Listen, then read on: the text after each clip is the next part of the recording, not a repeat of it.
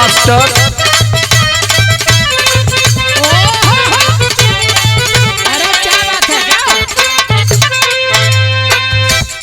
अरे मेरे भारत के 85 मूल निवासी बहुजन समाज के सम्मानित साथियों, अपील कर रहा हूं अपने गीत के माध्यम से, जो आज बंदरबाट बने हो सजग हो जाओ। आने वाली समय बड़ी ही भयावह है। आपके और हमारे पिछड़े समाज के नेता अपने सम्मान स्वाभिमान में लगे हैं, नहीं कर सकते, हिफाजतें नहीं कर पाएंगे। जिसके ऊपर भरोसा है वो सत्ता से बाहर है, और जिन पर हमने भरोसा किया है उनका तितिल गुलाम बने। इसलिए अब इस देश में 85 मूल निवासी समाज को एक होने की जरूरत है। लाइन हमारी बता रही है गीत की, ये लाइन अपील कर रही है, क्या है?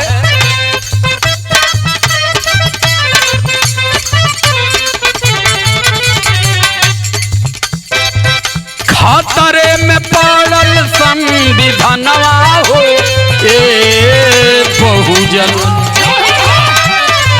खतरे में पड़ल संविधानवा हो ए बहुजन, एकता बनाइला। खतरे में पड़ल संविधानवा हो ए बहुजन,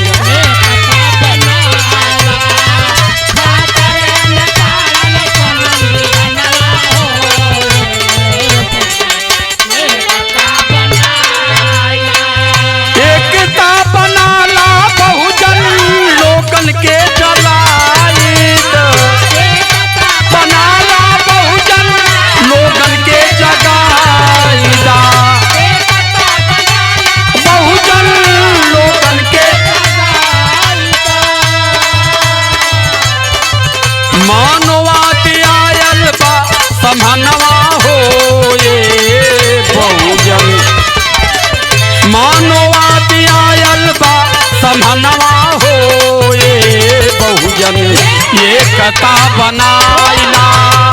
मानवादी आयल बा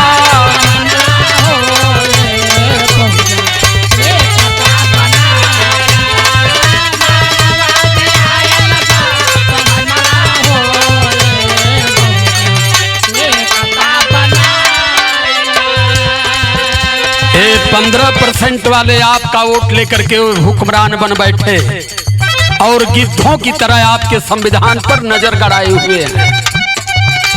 अभी मैंने सुन रहा था हरिद्वार के एक धर्मगुरु मंदिर में हराम की कमाई खा करके चिकनाने वाला कह रहा है कि मैं संविधान पर लात मारता हूं और मैं कभी भारत के समानता पर भरोसा नहीं करता, क्योंकि मानव कुल में हम श्रेष्ठ हैं। तो मैं कहना चाहता हूं धर्मगुरु से कि बताओ, कान से पैदा हो कि कीचड़ से कि मेघी से कि मछली से, कैसे तुम मानव कुल में श्रेष्ठ हो? जहां से तुम्हारी पैदाइश हुई वहीं से हमारी भी हुई, कैसे तुम श्रेष्ठ हो? अपनी श्रेष्ठता का प्रमाण जारी करो। तुम संविधान इस देश में समानता का आदेश करता है, समता का आदेश करता है, नैतिकता बंधुता का आदेश करता है और बराबरी स्वतंत्रता का आदेश करता है। और इस देश में धर्म की तहजीब कहती है कि मानव मानव एक समान, बुद्ध धर्म की ये पहचान। हम सभी मानव हैं, न कोई श्रेष्ठ है न कोई अश्रेष्ठ है, न कोई ऊंच है न कोई नीच है। कर्म प्रधान विश्व कर रखा, कर्म के हिसाब से यहाँ लोगों का मान सम्मान मिलता है, लेकिन तुम जातियां बना करके जातियों के हिसाब से लोगों के मान सम्मान और हक अधिकार को बनाते हो, बताते हो कि जात के हिसाब से इस देश में सम्मान मिलेगा, लेकिन ऐसा हम चलने नहीं देंगे। क्या है?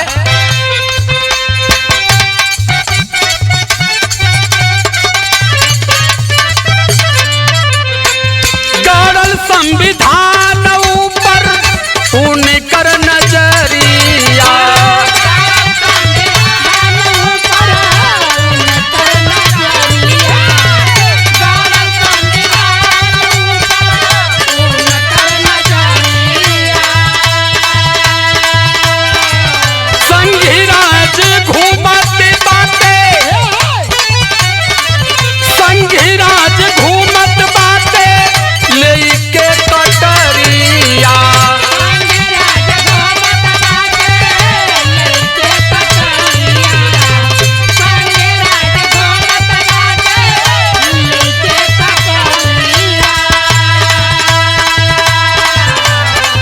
नया नया करेले पलनवा हो ए बहुजन, नया नया करेले पलनवा हो ए बहुजन, ये कता बनाइला नया नया करेले।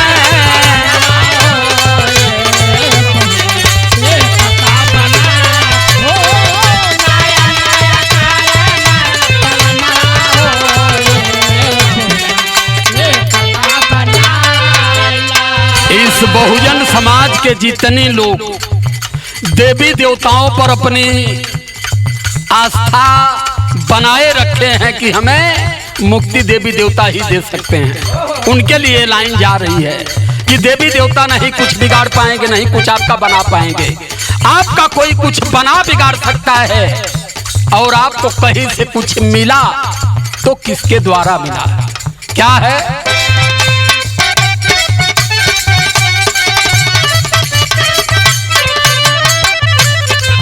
मिलल संविधान से तुम्हें अधिकार हो,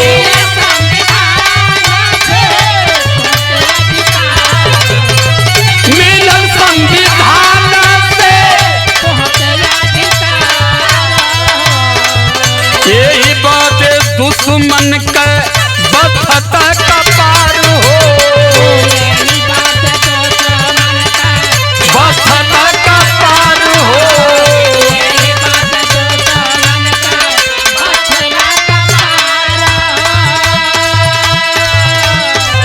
चाहे ल चटावल हई चरणवा हो ए बहुजन, चाहे ल चटावल हई चरणवा हो ए बहुजन, ये कता बनाइला चाहे ल चटावल हई।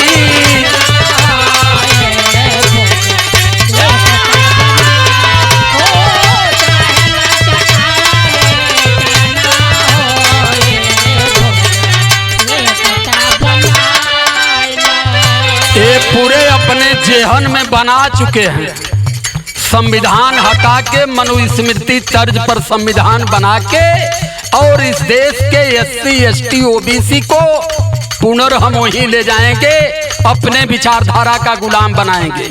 लेकिन एक बात सुन लो, ये भाषा अपने जेहन से निकाल लो, नहीं तो SC ST OBC लोग तुम लोगों को मुंहतने लायक भी नहीं छोड़ेंगे, सब कुछ बंद कर देंगे हम, क्योंकि अभी हम तहजीब में हैं। जिस दिन हम तहजीब से बाहर आ गए उस दिन तुम लोगों का रह तब भी दुश्वार हो जाएगा। लाइन हमारी जा रही है चौथी, क्या कहती है?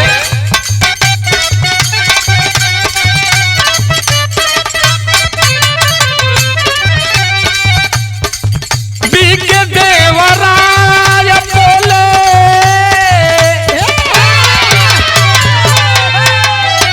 इसी के नेता का बयान है, मैं अपने तरफ से नहीं कह रहा हूं, लेकिन हमारे माननीय यशस्वी प्रधानमंत्री गूंगा और कान के बहरे होकर के इनको कुछ पता नहीं है कि हमारे लोग ही क्या कर रहे हैं। बीके देवराय बोला खोज के मुहूर्त,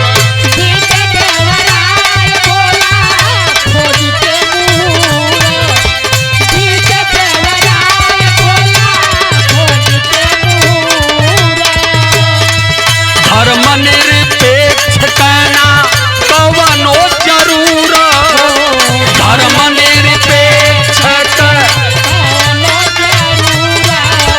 धर्मनिरपेक्ष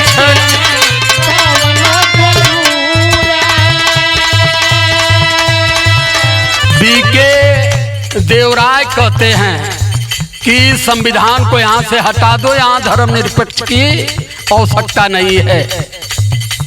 लेकिन आए बीके देवराय, भारत तुम्हारे बाप का नहीं है, तुम्हारे बाप ने इस धरती को नहीं बनाया है।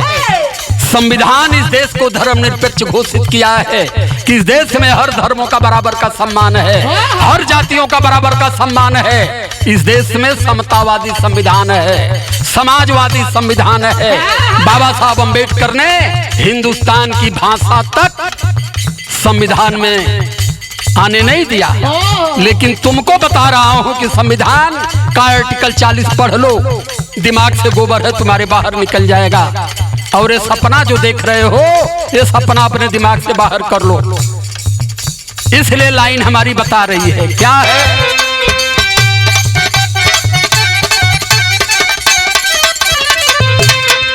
धर्म निरपेक्ष नाही बात जरूरती,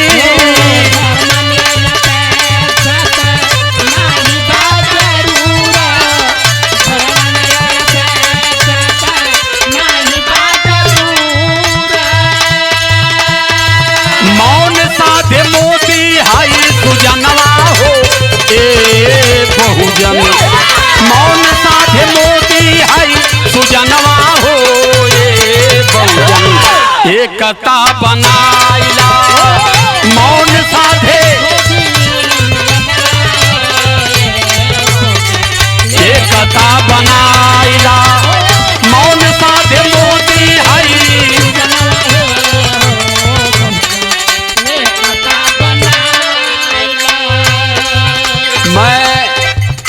माननीय यशस्वी प्रधानमंत्री जी से अपने गीत के माध्यम से पूछना चाहता हूं कि लगातार आपके संविधान के खिलाफ आवाजें आपके लोग उठा रहे हो, कौन सी बीमारी है आपकी? आपने ही अपने मुंह से कहा है, मैं यही सोचता हूं कि संविधान नहीं होता तो आज मैं कहां होता, संविधान नहीं होता तो मैं प्लेटफार्म पर होता, संविधान नहीं होता तो मैं आज ट्रेन में चाय बेचते होता। आपने कहा है इस बात को, लेकिन इस संविधान का लगातार हनन हो रहा है।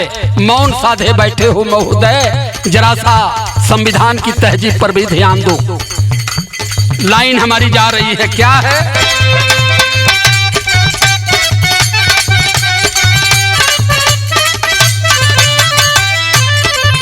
आनंद कुमार हेगड़े पहले बताए,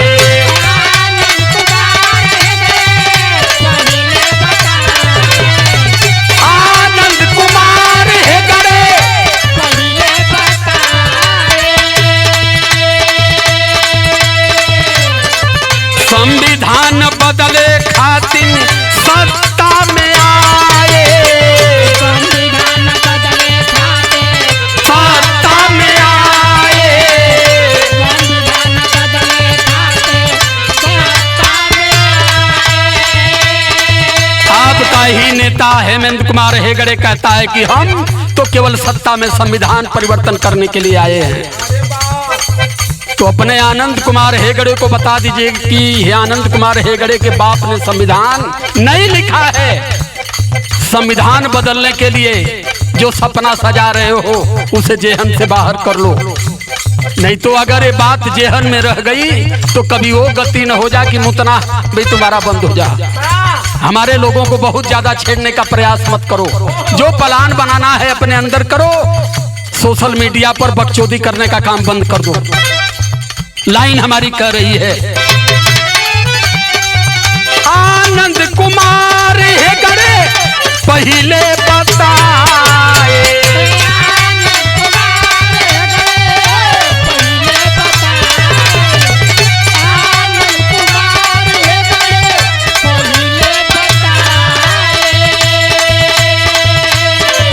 संविधान बदले खातिर सत्ता में आए, संविधान बदले खातिर सत्ता में, संविधान बदले खातिर सत्ता में आए। मिल जाई नेट पे बयानवा हो ए बहुजन। अगर मेरी बातों पर कहीं कंफ्यूज हो तो हेमंत कुमार हेगड़े का नाम लेकर के नेट पर खोज लेना कि देश के संविधान के प्रति हेमंत कुमार हेगड़े का कौन सा बयान है, वो क्या चाहते हैं संविधान के प्रति, उनकी कौन सी प्रक्रिया है। इसलिए कह रहा हूं, मिल जाई नेट पे बयानवा हो ए बहुजन, एकता बनाइला मिल जाई नेट पे बयानवा हो,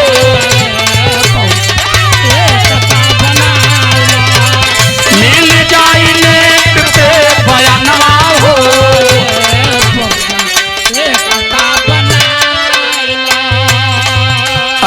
अपने 85 मूल निवासी समाज को संकेत करना चाहता हूँ। दिल दिमाग और कान खोल करके इस बात को सुन लो। गीता रामायण वेद धोवला कपार हो,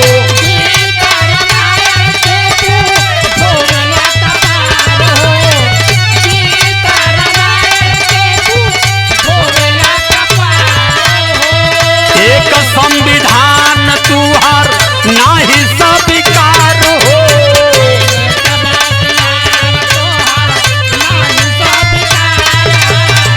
एक संविधान तुहार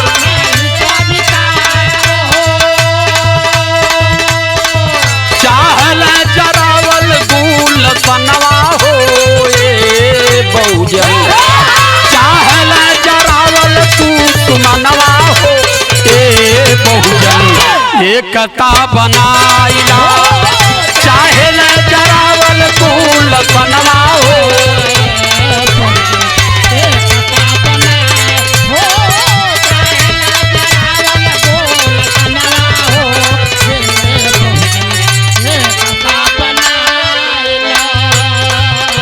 एक 1000 पन्ने का उनका ग्रंथ रामचरितमानस, वाल्मीकि रामायण, सुख सागर, भागवत कपार पर लेकर के ढो रहे हो।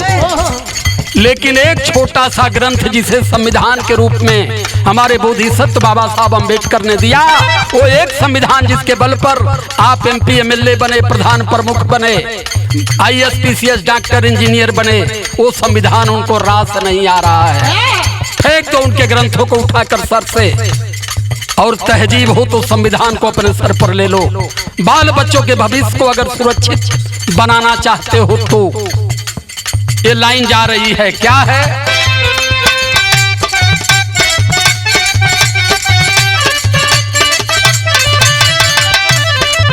संघ और भाजपा के दिलवे में खोटी बा,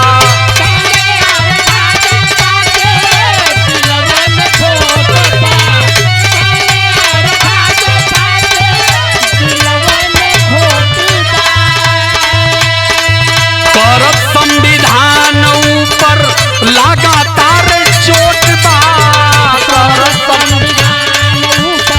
लगातार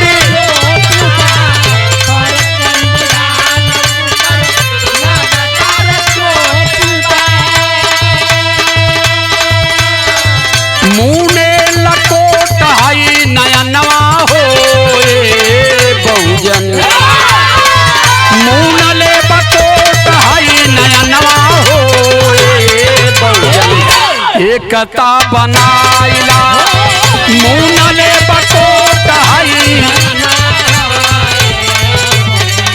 एकता बनाइला मुनले बकोट हई।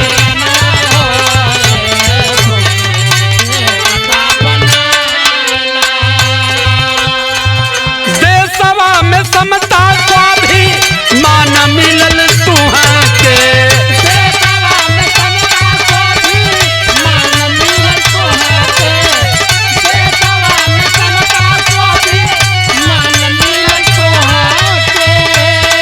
इस भारत देश में समता, समानता, बंधुता, स्वतंत्रता और स्वाभिमान आपको तब मिला, कब मिला? जहिया संविधान प्यारा मिलल तुहके हाथी के, जहिया संविधान प्यारा मिलल तुहके हाथी के, जहिया संविधान प्यारा मिलल तुहके हाथी के, डंक मारे राज बेईमानवा हो, ए बहुजन डंक मारे राज बेईमानवा हो, एकता बनाइला डंक मारे राज बेईमानवा हो,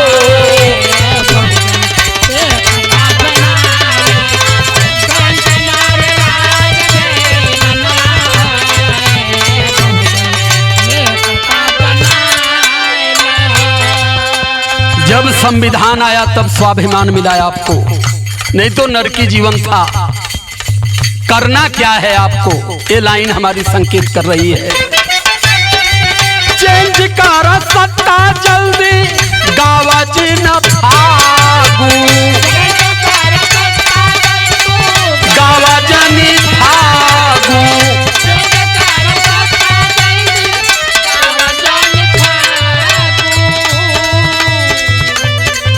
संघ का एजेंडा मोदी कर तारे लागू संघ का एजेंडा मोदी कर तारे संघ का एजेंडा मोदी कर तारे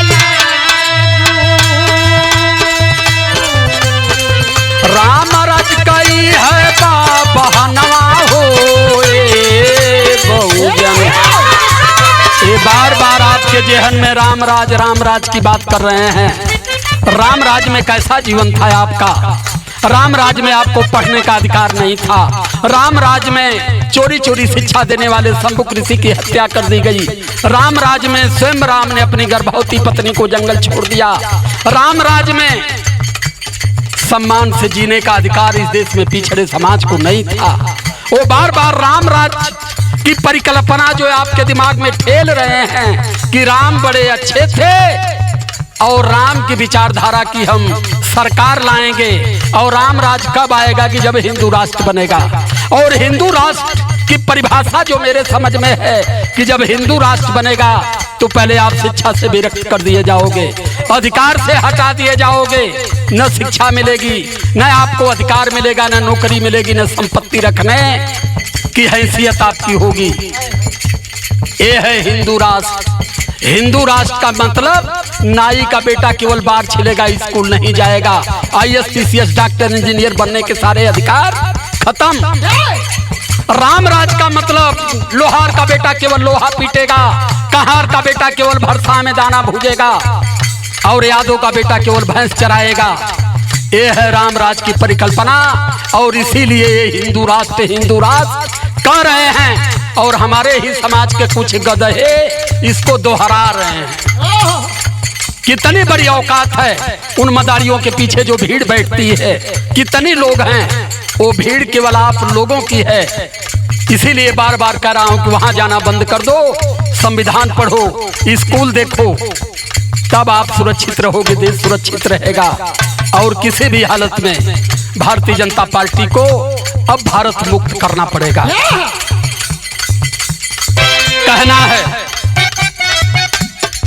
राम राज केवल बहनवा हो बहुजन, राम राज केवल बहनवा हो बहुजन, एकता बनाइला राम राज केवल बहनवा हो।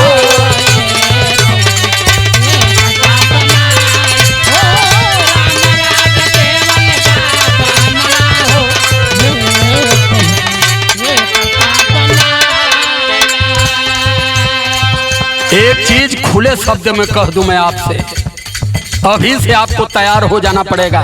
क्या है? 2024 में गरयाई जई है, 2024 में गरयाई जई है, 2024 में गरयाई जई है। 2024 में अगर ये आ गए तो आपको फर्जी हिंदू बनने में पूरे 100 साल हो जाएंगे। 1925 में इन लोगों ने आपको फर्जी हिंदू बनाया था।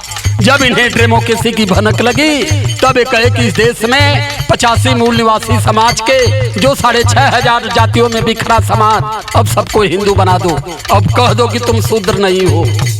और हमें हिंदू बना करके तब से और आज तक लगातार सत्ता की रोटी सेक रहे और हम हिंदुत्व को ढो रहे हैं।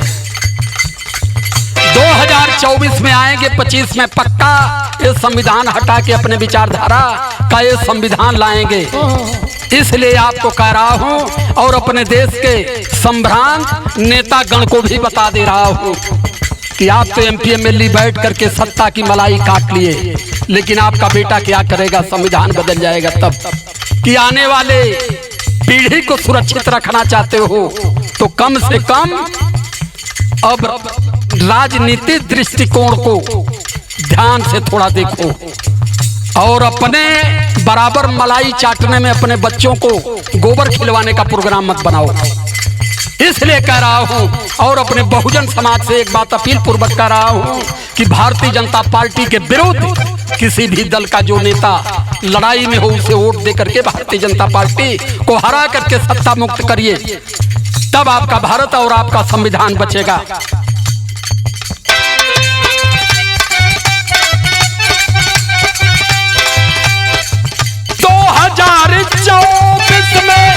गरयाई चाहिए 2024 में अगरियाई गई है, 2024 में अगरियाई गई है।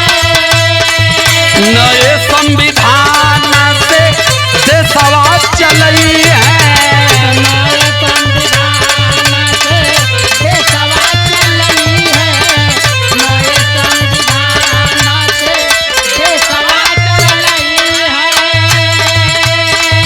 लोकतंत्र ओढ़ी तब कफनवा हो बहुजन, लोकतंत्र ओढ़ी तब कफनवा हो बहुजन, एकता बनाइला लोकतंत्र ओढ़ी तब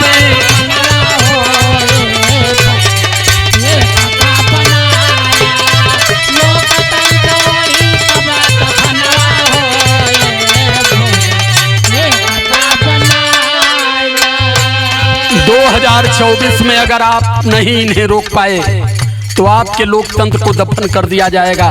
भारत से डेमोक्रेसी खत्म होगी और जमहूरियत दूर दूर तक कहीं नजर आने वाली नहीं है। आखिरी लाइन में आखिरी अपील है, आपस करार छोड़ा भैया मूल निवासी,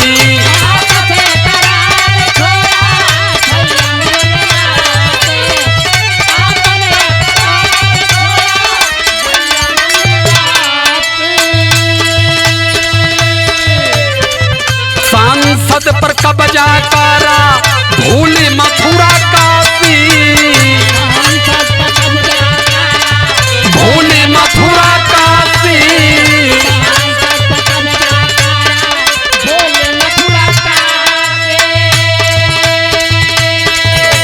मथुरा काशी अयोध्या भाव भक्ति देवी देवताओं से दूरी बनाओ और सांसद पर कब्जा करो। बाबा साहब अम्बेडकर एक कह करके गए थे कि जब मेरे लोग जागेंगे तब ये सांसद पर कब्जा करेंगे, यहाँ के शासक बनेंगे और तब ये समाज अधिकार वंचित मुक्त होगा। तो इसलिए समझा रहा हूँ, बहुत दिन तक कर लिए मथुरा काशी, अब थोड़ा अपने रुख को सांसद की तरफ करिए। सांसद पर कब्जा करा भूले मथुरा काशी,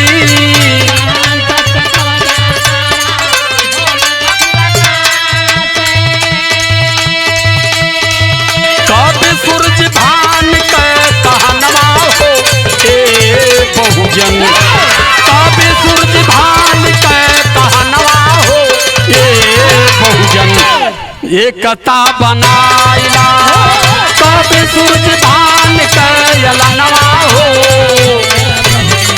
एकता बनाए कभी सूरज भान के यलनवा हो, एकता बनाइला। सादर जय भीम, नमो बुद्धाय।